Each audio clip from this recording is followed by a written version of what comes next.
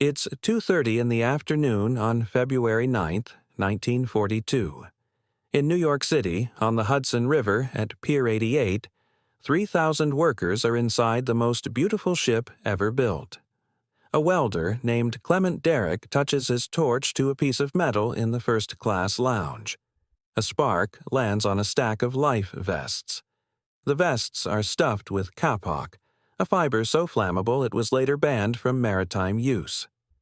The varnished woodwork of the dining room is still in place, not yet removed. The ship's fire suppression system has been disconnected for the refit. The internal pumps are deactivated. The phones and fire alarms are offline. The fire department doesn't get the call for 12 minutes. By then, the SS Normandy, Pride of France, the most powerful steam-driven passenger ship ever built. The floating palace that Ernest Hemingway and Marlene Dietrich and Walt Disney had crossed the Atlantic aboard is already lost. She just doesn't know it yet. Let me tell you what was burning, because this is not a story about a fire. This is a story about something almost impossible to build, lost to something almost too stupid to believe. France in the 1920s had a problem. The Americans had just restricted immigration, which killed the low-cost steerage trade that had kept the transatlantic liners profitable for decades. The German ships Bremen and Europa were setting speed records. The Italians had the Rex. Britain was planning the Queen Mary. France had nothing. So the Compagnie Générale Transatlantique, the French line, decided to build something that wouldn't just compete. It would embarrass everyone else. They spent 812 million francs on it. That's roughly $9 billion today, heavily subsidized by the French government, because this wasn't really a ship. It was a national statement, a floating embassy, proof that France, bruised by the Depression and humiliated by years of watching other nations dominate the Atlantic, was still capable of genius. The ship they were imagining would be the largest ever built, and they needed someone to design the hull. The man they found had been assembling cars at a Renault factory. Vladimir Yurkevich was born in Moscow in 1885 and trained as a naval engineer for the Imperial Russian Navy. He designed warship hulls, he supervised submarines, he was considered one of the most gifted engineers in Russia. Then the revolution came. He fought with the White Army. When the Whites lost in the Crimea in 1920, he fled to Turkey, to a refugee camp on an island in the Sea of Marmara. Then to France. For the first 6 months in Paris, he worked on the floor of a Renault factory. A friend helped him find drafting work at a small shipyard. He spent years grinding his way back up, convinced he had ideas about hull design that nobody would listen to. And he had developed what we now call the bulbous bow, a rounded protrusion below the waterline that cuts through water resistance in a way nobody had used at that scale. He tried to sell the concept to the British builders working on the Queen Mary. They rejected it. The shape was too strange. One day, a friend who edited a sailing magazine introduced him to a manager at Chantier de Penhuet, the shipyard in Saint-Nazaire that had just been commissioned to build France's great new superliner. Yurkevich started working on his designs in 1929.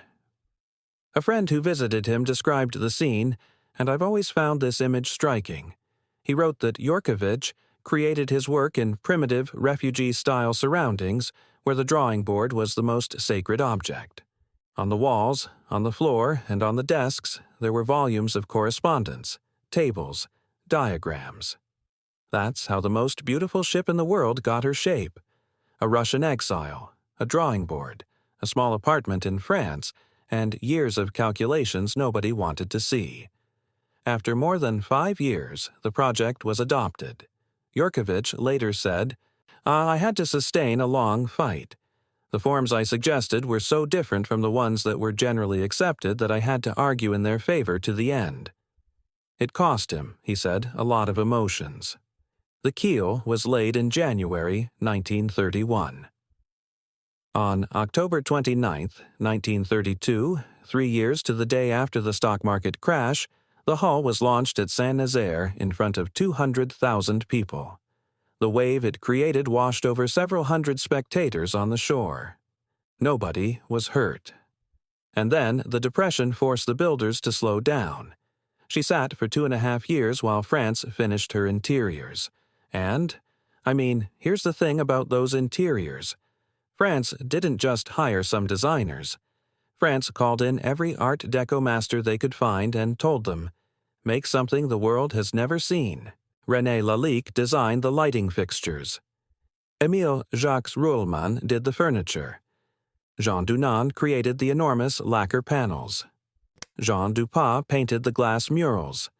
The children's dining room was decorated by Jean de Brunhoff, the creator of Babar the elephant, whose characters covered the walls.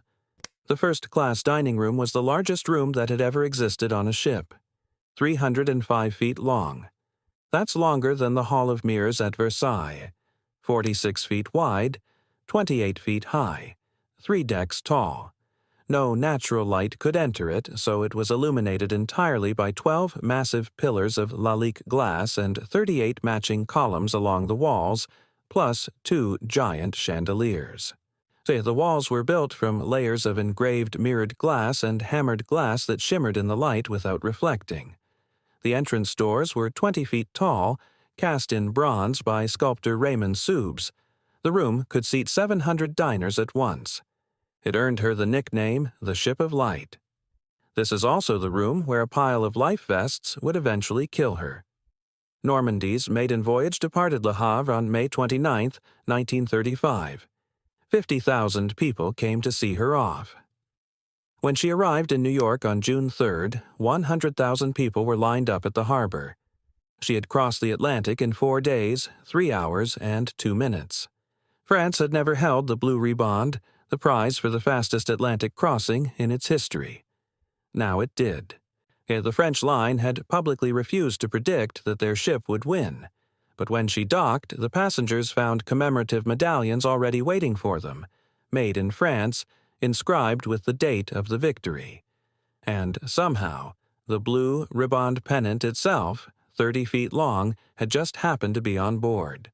She carried everyone: Hemingway, Marlene Dietrich, Walt Disney, Noel Coward, Irving Berlin, Fred Astaire, Arturo Toscanini, the wife of the French president, journalists who compared her dining room to a Greek temple and a Parisian palace and ran out of comparisons. But here's the thing, and this is where the story gets interesting. She was never actually profitable. The Queen Mary entered service in May 1936. She was slightly smaller than the Normandie, but she was designed for one thing that the Normandie was not: to be comfortable for everyone on board. The Normandie was a palace for the rich. The majority of her passenger space was devoted to first class. She vibrated badly at high speeds. Her firepots, those beautiful Lalique table arrangements, were so extravagant that waiters couldn't navigate between the tables. She was, in the most French way imaginable, an art project that happened to also be a ship. The Queen Mary was a ship that happened to also be beautiful. Passengers who wanted to arrive in style flocked to the Normandie. Passengers who wanted to have a pleasant crossing went to the Queen Mary. She never repaid the loans that built her. The French government subsidized her operations continuously. Back and forth across the Atlantic, 139 crossings between 1935 and 1939, trading the Blue Riband with the Queen Mary, setting records, carrying celebrities, losing money. Then, on August 28, 1939, Normandie arrived in New York for the 139th time. She never left. Germany invaded Poland 3 days later. The Normandie was told to stay put. Her French crew maintained her through the occupation as France fell, as the Vichy government took over. Coast Guardsmen boarded her to prevent sabotage. December 7, 1941. Pearl Harbor. 5 days later, the U.S. government removed her French crew and seized the vessel. Vichy France was now technically allied with the enemy, which meant the ship belonged to a hostile power. She was renamed the USS Lafayette, in honor of the French general who helped win the American Revolution. The plan was to convert her into a troop ship. They estimated 12,000 soldiers per crossing, 3,000 civilian workers began tearing out the Art Deco interiors. The Lalique glass pillars came down, the murals came down, the bronzes were crated, the 20-foot doors were removed, and this is where the carelessness starts to pile up.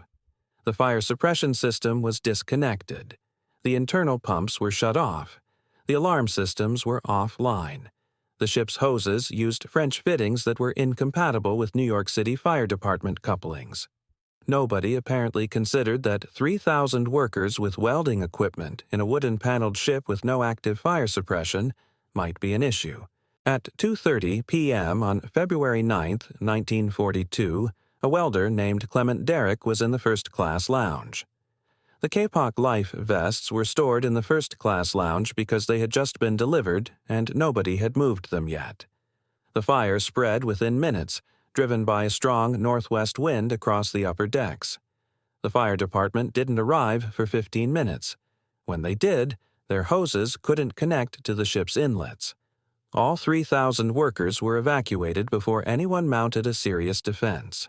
Fireboats poured water onto the burning hull for hours, but the water collected on the seaward side, and the ship began to list to port.